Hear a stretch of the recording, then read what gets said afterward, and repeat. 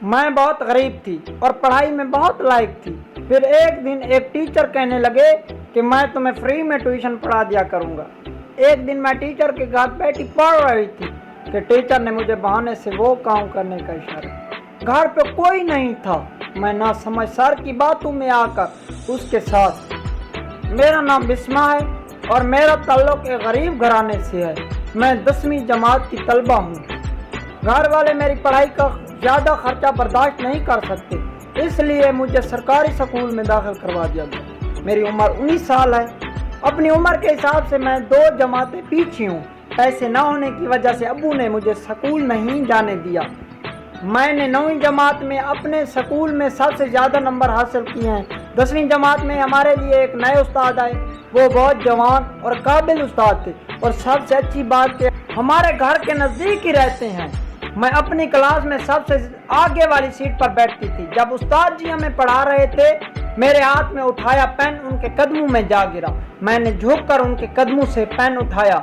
जब नजरें उठाकर सर की जानिब देखा तो उनका चेहरा पसीने से तर था। उस दिन गर्मी भी ज़्यादा नहीं थी, बिजली भी नहीं थी। मैं अपनी क्लास में सब बच्चों से बड़ी और लायक थी, इसलिए सब टीचर मुझे पसंद करते थे। बिस्मा, मैं नोट कर रहा हूँ कि आप पढ़ाई में कमज़ोर होती जा रही हैं। अगर ऐसे ही चलता रहा तो आप 10वीं जमात के इम्तिहान में फेल हो जाएंगी। सर की बातें सुनकर मैं चौंक पड़ी। मैं अच्छे से पढ़ाई कर रही थी, फिर पता नहीं क्यों मैंने टेस्ट में फेल हो रही थी। मैं रोने लगी तो सर मुझे कहने लगे, तुम रो मत, मैं पढ़ाई में तुम्हारी मदद कर दूंगा। तुम शाम के वक्त मेरे घर आ जाया करो, मैं तुम्हें पढ़ा दिया करूँगा। सर ने कहा और मैंने मान लिया। मुझे उनका घर मालूम था, इसलिए शाम 5 बजे सर के घर चली आई। वो घर पर अकेले थे। उनका घर ज़्यादा बड़ा नहीं था। लॉन्ज में गर्मी है, कमरे में आ जाओ, एसी लगा हुआ है, ठंडी हवा में पढ़ने का अपना ही मज़ा है। सर ने कहा और मैं उनके साथ बेडरूम में चली गई। मेरी उम्र ज़्यादा थी, अक्ल कम थी। सर मुझे पढ़ा रहे थे। जब अचानक उन्होंने अपनी शर्ट उतार दी, उनका गोरा सफ़ेद बदन देखकर मैंने गर्दन झुकाई। बिस्मा, मेरी कमर पर यह क्रीम लगा दी। मेरा हाथ नहीं था। उन्होंने मुझे क्रीम लगाने की, मुझे शर्म आ रही थी, मगर फिर भी मैंने लगाने ली। सर उल्टे लेटे हुए थे और मैं उनके ऊपर झुकी हुई थी। क्रीम लगाकर मैं दोबारा पढ़ाई करने लगी। बिस्मा, तुम्हें भी क्रीम लगा दूं, बहुत सुकून मिलेगा, गर्मी खत्म हो जाएगी। तुम्हारा सर अपना हाथ मेरी कमर पर रख कर बोले, नहीं सर, मुझे नहीं लगवानी। मैंने मना कर दिया और वो कहने लगे, तुम जानती हो सर की बात को ना मानना कितनी बुरी बात है। मैं 10वीं पास कैसे होगी? सर ने मुझे पेपर की धमकी देते हुए कहा। मैं पेपर के फेल होने के डर से उनकी बात मान गई। फिर उन्होंने मेरी कमर पर वैसे ही क्रीम लगाई जैसे मैंने उनकी कमर पर लगाई। मेरा बदन सफेद, दूध जैसा, मलाई जैसा नरम। सर मेरी कमर पर हाथ रखते तो वो फिसल जाते। वो काफी देर तक जोर लगाकर मेरी कमर में क्रीम लगाते रहे। मुझे बहुत सुकून महसूस हो रहा था। मेरी कमर सुर्ख हो गई थी। सर, ये किस चीज़ की क्रीम है? मुझे इससे बहुत राहत महसूस हुई है। मैं कमीज पहनते हुए बोली, बहुत खास क्रीम है, मैंने जर्मनी से मंगवाई है। इस क्रीम को लगाने से दिमाग तेज होता है। तुम कहो तो हर दिन लगा दिया करो। मुझे कुछ अजीब लगा कि कमर पर क्रीम लगाने से दिमाग कैसे तेज होता है, मगर मैं चाहती थी कि मेरा दिमाग ज़्यादा तेज हो। मैंने हामी भर रात के 8 बजे और मुझे पता नहीं चला। मैंने पढ़ाई भी बहुत कम की थी। सर, मुझे आप छुट्टी दे दें, मुझे घर जाना है, मुझे देर हो रही है। मैं कॉपी बैग में डालते हुए बोली, अच्छा ठीक है, तुम घर चली जाओ, बाकी पढ़ाई हम कल कर लेंगे। और हाँ, अम्मी को ये मत बताना मैंने तुम्हें और तुमने मेरी मालिश की है।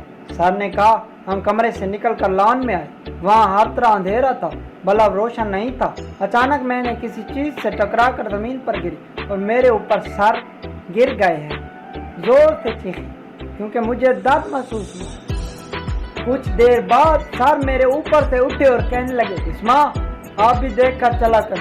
खुद भी गिरी और मुझे भी अपने ऊपर गिरा दिया। सर ने साफ लहजे में कहा। मैं तेज कदमों से अपने घर चली गई। अम्मी अब्बू ने मुझसे नहीं पूछा कि मैं देर से घर क्यों आई हूँ। मैंने अपने कमरे में आ गई और पढ़ाई करने लगी। मुझे पढ़ाई पढ़ता हुआ देखकर अम्मी कहने लगी, तुम अभी पढ़ रही हो, ट्यूशन में नहीं पढ़ा क्या? मैं आप उनको क्या बताती कि मैं आज सिर्फ क्रीम लगवा कर सुकून हासिल करती रही। सर ने टेस्ट दिया اور کہا تھا اسے یاد کر کے صبح آنا، اس لیے میں سبق یاد کر رہی ہوں۔ میں نے جھوٹ بول کر کہا چلو تم اپنا کام کرو، میں اپنے کمرے میں جا رہی ہوں۔ امی اپنے کمرے میں چلی گئی۔ وہ مجھ پر اتنا دھیان نہیں دیتی تھی، ہر وقت ابو کے ساتھ کمرے میں ہی رہتی تھی۔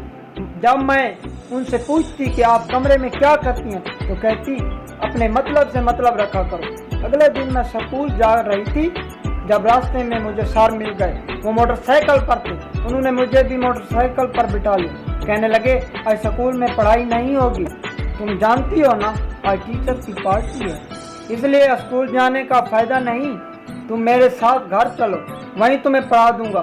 ٹھیک ہے سر۔ میں نے ان کی بات مان لی اور ان کے گھر چلی آئی۔ آج بھی ان کے گھر کوئی بھی نہیں تھا۔ سر آج بھی مجھے اپنی بیڈ روم لے گئے اور دروازہ بند کر دیا۔ کچھ دیر تک وہ مجھے پڑھاتے رہے، پھر انہوں نے میرا ہاتھ تھام کر اپنی ٹانگوں کے درمیان رکھ دیا۔ میں خوف زدہ نگاہوں سے ان کی جانب دیکھنے لگی۔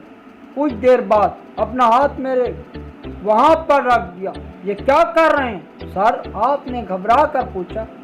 وہی جو کل کرنا چاہیے۔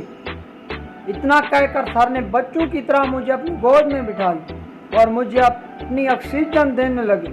میں فوراً ان کی گود سے اتر کر دور جا کھڑی ہوئی، مگر وہ میرے پیچھے کھڑے ہوئے اور مجھے اٹھا کر پیٹ پر گرا دی۔ پھر میرے ساتھ وہ سب کر لیا جو میاں بیوی کے درمیان ہوتا۔ میرا پہلی مرتبہ تھا، اس لیے مجھے کافی پریشانی ہو رہی، مگر سر نے خوب دل سے کیا اور کہا یہ بات کسی کو مت بتانا کہ میں نے کیا کیا ہے۔ میں بھی ڈر کی وجہ سے خاموش ہو گئی، مگر بعد میں مجھے افسوس ہو رہا تھا کہ میں نے یہ سب کچھ کیوں کیا۔ کچھ دنوں تک ہم ہر دن یہی کرتے رہے، مجھے عادت ہو گئی۔ ایک دن اچانک دادی کے مرنے پر ہم گاؤں واپس چلے گئے تھے۔ جب گھر واپس آئے تو مجھے معلوم ہوا میں ماں بننے والی ہوں۔ میں فوراً سر کی طرف آئی، مگر ان کے گھر تالا لگا ہوا تھا۔ مجھے سمجھ نہیں آ رہی تھی کہ میں یہ بات کس کو بتاؤں۔ میرے 2 ماہ گزر گئے تھے، مگر سر کا ابھی تالا لگا ہوا تھا۔ امی کو بھی مجھ پر شک ہو گیا تھا، اس لیے ان کے خوف سے میں نے گھر چھوڑ دیا اور سڑکوں پر مانگ کر اپنا گزارا کرنے لگی۔ مجھے اب پچھتاوا ہونے لگا کہ میں کیوں سر کی باتوں میں آ کر ان سے وہ سب کچھ کرتی رہی۔ میرا 7واں ماہ تھا، میں بہت تکلیف میں تھی۔ ہر دن سر کے گھر چکر لگاتے، ایک دن وہیں بیٹھی تھی جب میرے کانوں میں سر کی آواز پڑی۔ میں انہیں کھڑا دیکھ کر ان کے گلے لگ گئے، رو پڑی۔ وہ مجھے ایک گھر میں لے گئے